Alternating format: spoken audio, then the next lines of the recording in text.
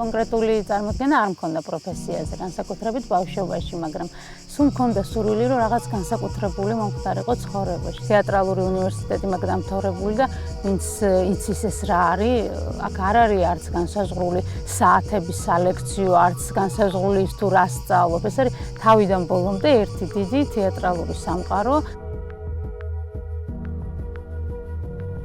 დავიწყე პირდაპირ სტუდიით და ტელეწამყვანობით, რაც არ არის წმინდა ჟურნალისტური დასაწყისი. თავიდანვე მე-9 ახსენებდი პირველად დილის პროგრამა მიმყავდა, მე რუსთავზე დილის გადაცემა, სულ ვარ სტუდიაში ესეთი ტელეწამყვანი. მაკლია ეს ჟურნალისტური რაღაც რისკი, აზარტი, ხო რაც ახლავს ამ პროფესიას, მოპოვება მასალის, ინფორმაციის მოპოვება, ხო ეს არის ყველაზე მნიშვნელოვანი ალბათ, რომელიც ახლავს ამ პროფესიას და ეს მე არ გამივია.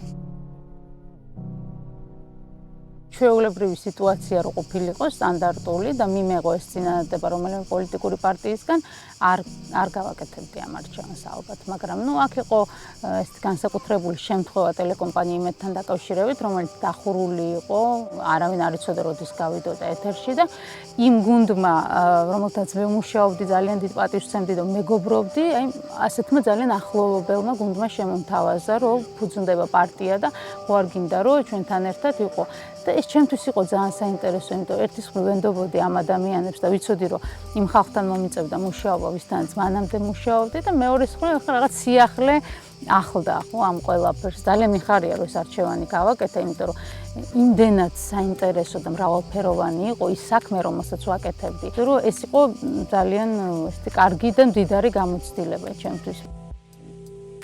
პოლიტიკოსი არის აი მუდმივი სამიზნე, გინდა კრიტიკის, გინდა რაღაცა ესეთი თუნდაც კონსტრუქციული, ხო შეფასების, ხო ბევრი ვერ უძლებს, ბევრი ქალი მორალურად იმას, რომ მას მუდმივად აფასებენ. თვითონ პოლიტიკაში მყოფ ადამიანს რაღაცნაირად ეს ჯავშანი თითქოს აქვს უკვე, რომ იცის, რომ რეაქცია არ უნდა მისცეს ამ შეურაცხყოფაზე ან კრიტიკაზე, იმიტომ როგორც წესი ეს არის ხოლმე პუბლიკისთვის საჯაროდ გაკეთებული განცხადება და შეიძლება ვინც აკრიტიკებს მას ის ამას აკეთებს მხოლოდ ასე ვთქვათ კამერების წინ და ეს არ არის მისი გულწრფელი პოზიცია. ოჯახის წევრებმა ხო ეს არ იციან. ნებისმიერი კრიტიკა მათ ხდება გულზე.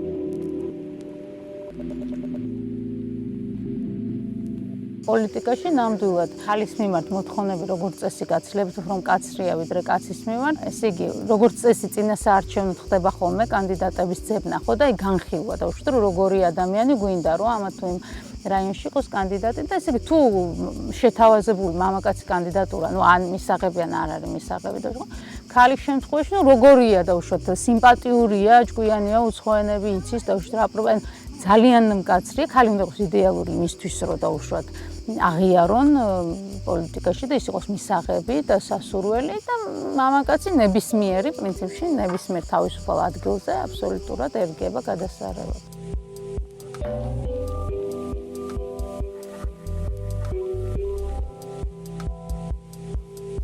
აი ეს მომენტი მომწონს, რომ ისევ ტელევიზიაში ვარ და ეს მონატრებული მთელი სამყარო ისევ ჩემთან არის, ხო თან ალექსანდრე პატარაა და რაღაცა გრძნობ, რომ ეხლა უნდა ჩემთან ერთად ყოფნა 10-15 წლის მერე თვითონ გამექცევა და თვითონ აღარ მოუნდება ჩემთან ერთად ყოფნა.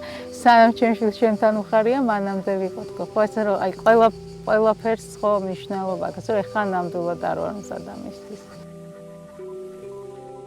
ქვეყანაში, როდესაც ზოგადად პოლიტიკა ითვლება ერთი რომ ბინძურ საქმედ, პლუს თან ქალისთვის ითვლება აბსოლუტურად შეუფერებელ საქმედ. ხო ასე რომ მართლა მგონია რომ ის ქალები, რომლებიც აი ესეთ საკუთარი სურვილი და შინაგანი ესეთ мотивაციით მიდიან პოლიტიკაში, მართლა ძალიან ძლიერები არიან და ძალიან დასაფასებელია მათი ეს ნაბიჯი. აი მარტო ის რომ ისინი ირჩევენ პოლიტიკას.